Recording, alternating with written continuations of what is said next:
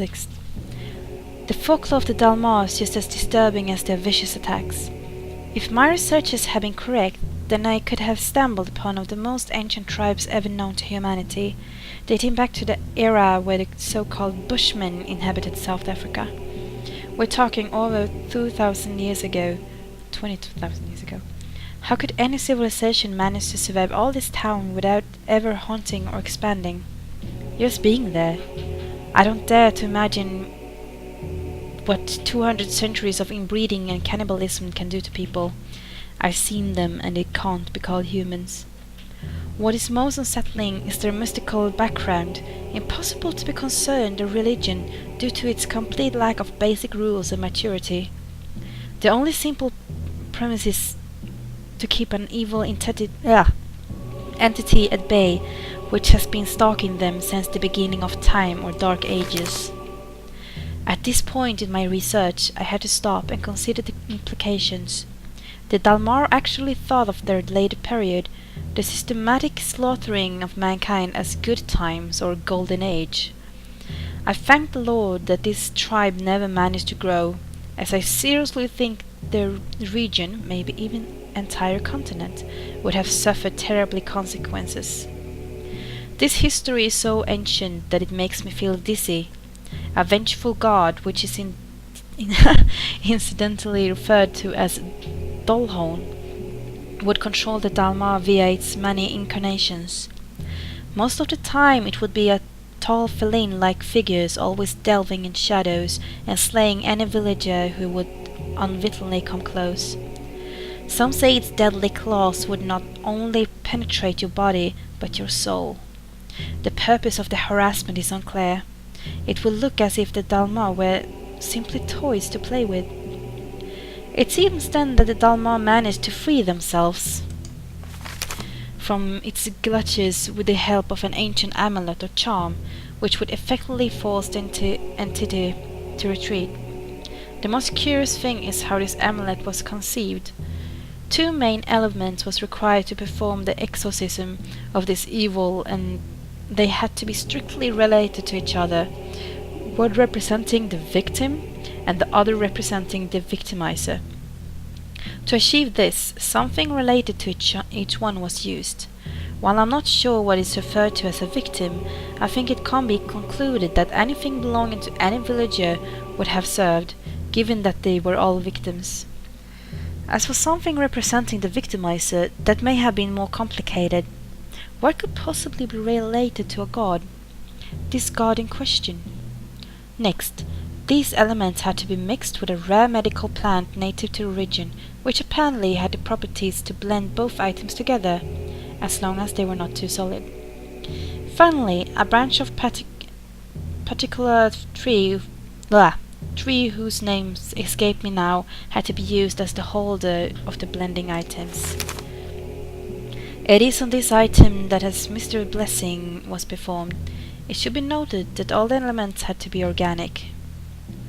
The Dalmar successfully released themselves from the control of the vicious god with an intense ritual that seems to have taken days to perform. In the end, the amulet was so powerful that the entity surrendered to their will and offered divine power in exchange for sacrifices. But the Dalmar wouldn't allow it to be fooled. They decided that getting rid of this evil once and for all would be the wisest thing to do, so they managed to capture its spirit and store it someplace where they could guard it for ages to come. I think I know where. My God, the evil spirit was cast into a mask, trapped inside the confines of its blessed wood for eternity. A mask which its description bears uncanny resemblance to.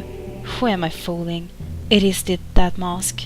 The Dalmar would keep this spirit at bay via regular rituals, involving the bloody sacrifices in the aforementioned amulet.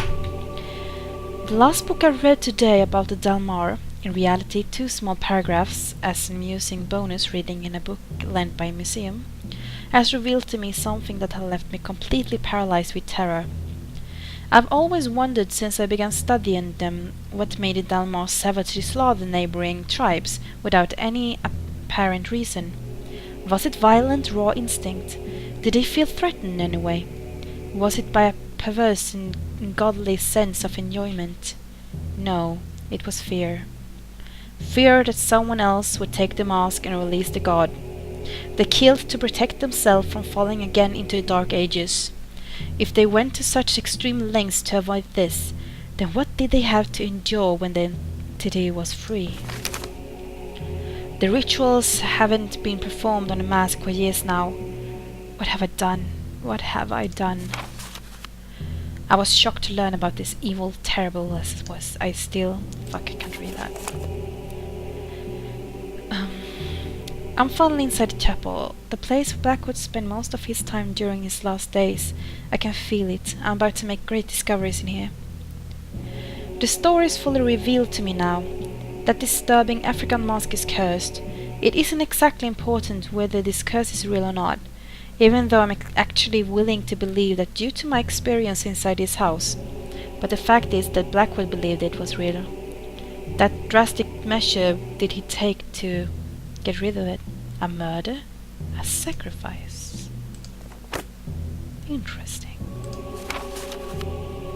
Christopher, this may very well be my last notes in this regard. I'm afraid Catherine has already realized what I have been doing here all this time, in vain. I've tried to explain myself, and I know what might have been the outcome had I kept insisting. If you could only believe me, Christopher, because I know you intend well, but I can feel the doubt in your heart. Put your rational thoughts aside for a moment and yell the facts. If I can do it, someone who has constantly thought in the wonders of science ever since his childhood, then so can you. I'm hoping that you will contemplate the possibility of some truth in my assessments once you read about my latest findings. It is imperative that you carry on with this task. Catherine is watching my every step, and I'm afraid she will take strong measures if I do anything out of the ordinary. Did you know? She's been talking to other doctors besides you, and psychiatrists. My God, Christopher, I fear that she is willing to shut me up in a madhouse. How is it possible that all of you won't believe me? As if what happened with my own son wasn't enough proof. In my adjacent note you will find an excuse essay on the origin of the curse and what should be done to eliminate it. I know the whole omelette deal must sound crazy, but you have to trust me. The tribe has been doing this for centuries. Are you going to forfeit all that knowledge and experience? They faced a god, Christopher, and lived to tell it. Now it's our turn to live and tell the story. And Christopher, if you fail to remove the curse and anything happens to me, I want you to do it, and I have my complete mental facilities whilst I'm asking you this. It has been becoming more and more dangerous lately. Do not hesitate. There is simply no other way, and you would have to be the only one left who can do it. Promise me. Promise you will.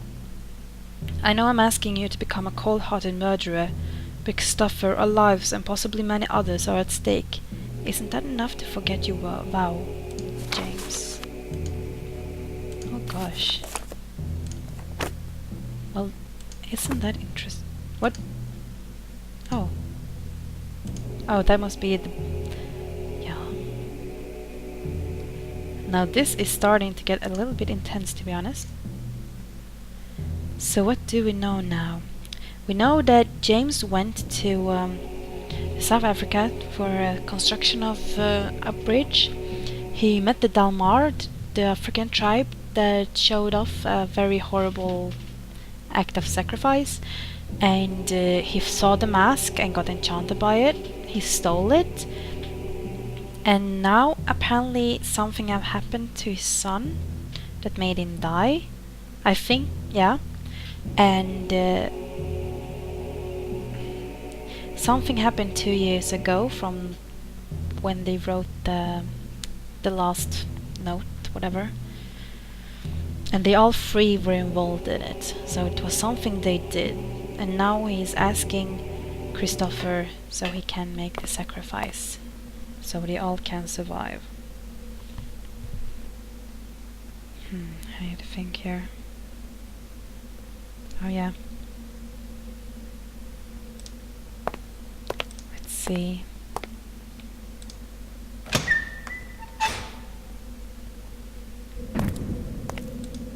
Ominous! I really like the creepiness of this game. Let's see. Now we go here.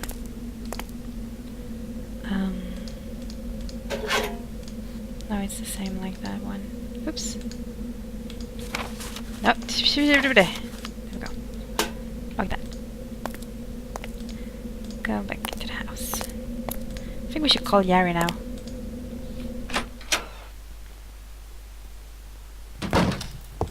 Jerry, how you doing?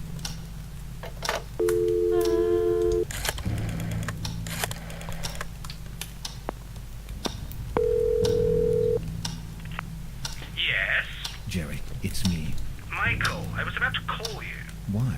I've been thinking about what you told me, and you could be onto something there. But I'm worried about your safety now. This could be dangerous. What do you mean by dangerous? Well, let's suppose you're right, and James Blackwood is indeed hiding somewhere inside the house. He's a madman, a murderer, and your life could be in danger. Jerry, if James Blackwood is still alive, he'd be nothing more than a harmless, decrepit old man. I don't think I'd have any problem outdoing him. And what if he is armed? I'm willing to take that risk. He surely knows I'm here by now. He What would. if he's waiting for me to leave so that he can escape? I can't miss this opportunity. The opportunity of what, for Christ's sake? Of knowing. I'm already too much into this, Jerry. And if I don't know what happened inside this house, I won't be able to sleep again. You're obsessed. You were supposed to finish your book, get some rest, and now look at this. What are you going to say to your editor? Who knows, maybe this whole episode inspires me to write that ending. I'm sorry. I can't leave this now, Jerry. It's too late. I can't believe this. I don't understand you. Doesn't the possibility of spending another night in that house with a creepy old man hiding in the basement scare you? I know what you're trying to do. Goodbye, Jerry. Michael? Michael! It's dangerous, do you hear me? Dangerous! You have to leave that place! I'll keep you informed. Oh my. Things starting to happen here. Here is the claw that we need to get. So we're going to get it. The pliers. Got it! Got a claw! And I'm sorry I disappeared for a little while because I happened to click on the wrong button that stopped the fucking recording again and I hit it. So yeah, pretty much failed if you ask me. Okay, down. Let's see. Did not feel for calling Jerry. I'm not entirely sure what to do now, guys. Maybe you should try to write something. You should not argue with your friends about those things, you know. If you have an old man in your basement, it's not a good thing, you know. Nor even to look at it. Oh, really? I was feeling too nervous even to lay down and take a nap. I was fool enough to attempt writing again, but I had to suppress a sudden urge to throw the typewriter through the window. I'm not feeling well. You should go to sleep, sir. You should just leave this place and never come back. Never come back!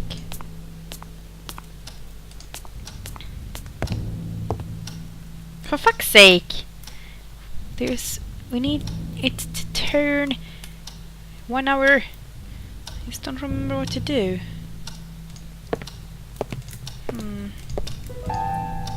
Must have missed something. But what can it be?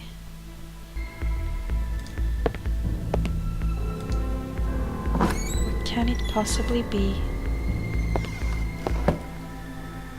I see you next time!